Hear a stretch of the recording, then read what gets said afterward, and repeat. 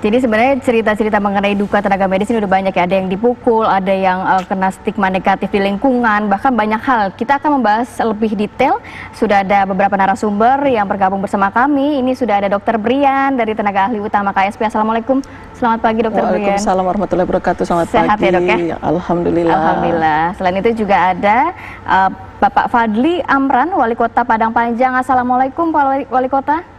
Waalaikumsalam, pagi Mbak. Sehat ya Pak ya? Sehat. Alhamdulillah. Dan juga ada Bapak Ahkamil Hakim, Kepala Ruangan Isolasi Rumah Sakit Abdul Muiz. Assalamualaikum Pak Ahkamil. Waalaikumsalam. Baik, tapi saya akan memulai dari Pak Wali Kota dulu deh. Ini mengenai kasus yang di Padang Panjang. Kita tahu bahwa kasusnya ini kurang lebih ada petugas atau tenaga medis yang tertular positif COVID-19 karena salah satu pasien begitu ya. Sebenarnya ceritanya, kronologinya, dan penanganannya seperti apa Pak sekarang? Iya, jadi pasien NS ini sebenarnya bukan warga Padang Panjang, tetapi karena Panjang ini terletak di daerah yang berbatasan dengan beberapa kabupaten, sehingga banyak masyarakat di luar Padang Panjang yang berobat di kota Padang Panjang ini. Nah kebetulan beliau ini adalah perawat di Jakarta yang balik ke Sumatera Barat sekitar di bulan Februari.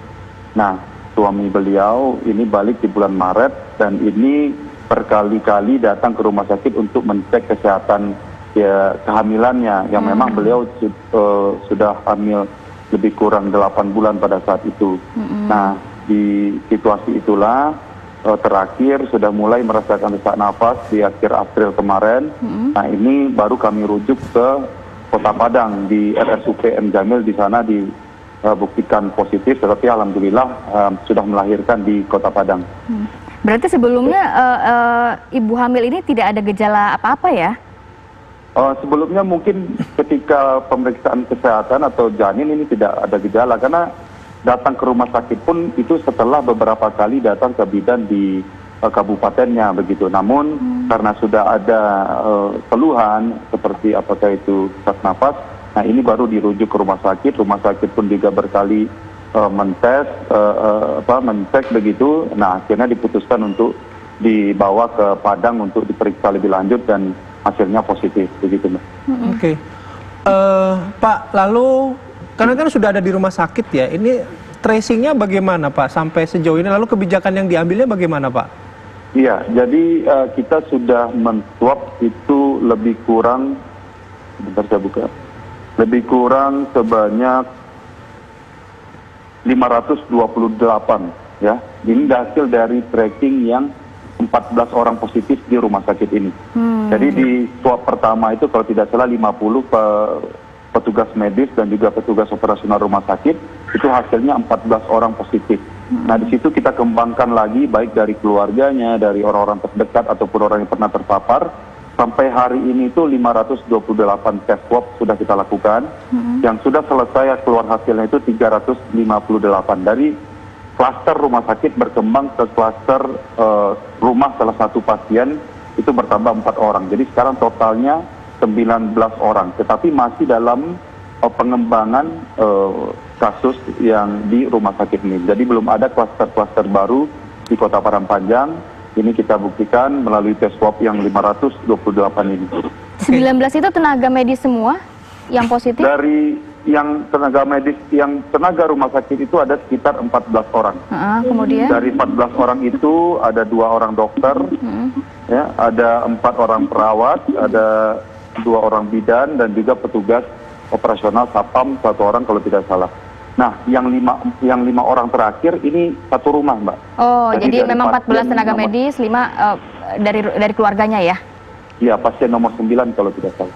Lalu operasional rumah sakit bagaimana, Pak Wali? Ya, memang kita sudah berbincang dengan provinsi, dengan direktur. Memang beliau meminta waktu selama 2 minggu ini untuk tidak dioperasionalkan dulu. Namun kami juga sudah memerintahkan supaya bisa untuk pelayanan-pelayanan yang apakah penyakit kronis ataupun ibu-ibu yang hamil ini bisa dialihkan dulu kepada rumah sakit swasta yang ada di Kota Padang Panjang. Namun kami meminta untuk bisa dipercepat pembukaannya begitu. Oke. Baik, nanti kita akan beralih ke wilayah lainnya, tapi saya minta tanggapan terlebih dahulu dari Dokter Brian atas peristiwa yang terjadi ini di mana, di Padang Panjang, Dok. Ini kalau bisa merunut, apa sih yang bisa dilihat benang merahnya? Karena kan pasti memang risiko penyebaran COVID-19 ini begitu cepat gitu, Dok. Ya, kalau saya ngelihat ini kan tantangan yang dihadapi oleh tenaga kesehatan itu ada 3 ya.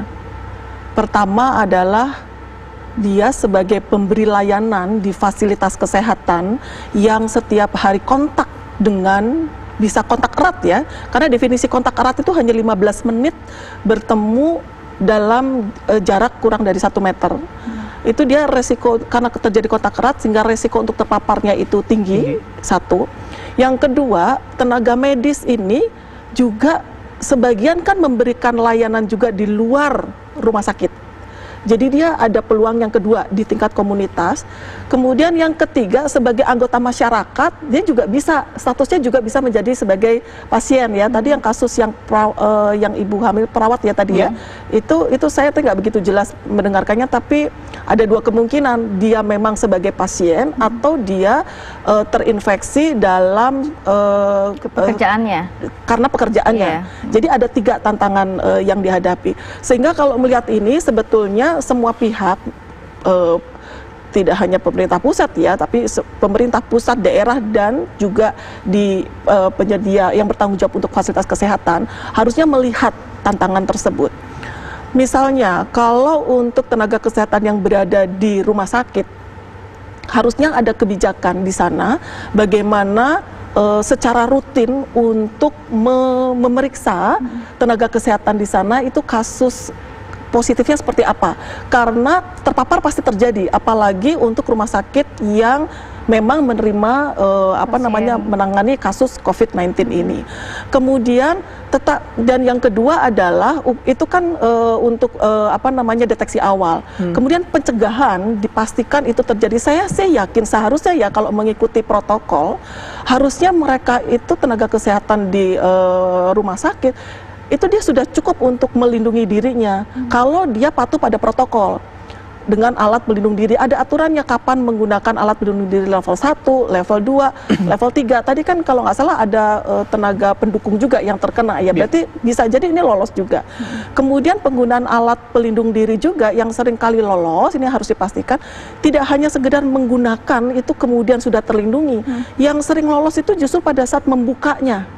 Jadi pada saat membuka itu yang suka tapi kemudian Dok, kalau berkaca pada kasus tadi, petugas keamanan pun akhirnya ada yang kena ya. Berarti dalam arti ini semua dari dokter, perawat, sampai kalau bisa petugas keamanan pun menggunakan menggunakan APD tapi levelnya beda-beda. Kan ada level 1, 2, dan 3. Jadi triasenya itu harus jalan, manajemen di dalam rumah sakit itu harus jalan, dipilah dari awal. Itu ada risiko kesehatan, tapi juga yang dihadapi adalah risiko ancaman kekerasan terhadap tenaga medis. Nanti kita akan bahas ya.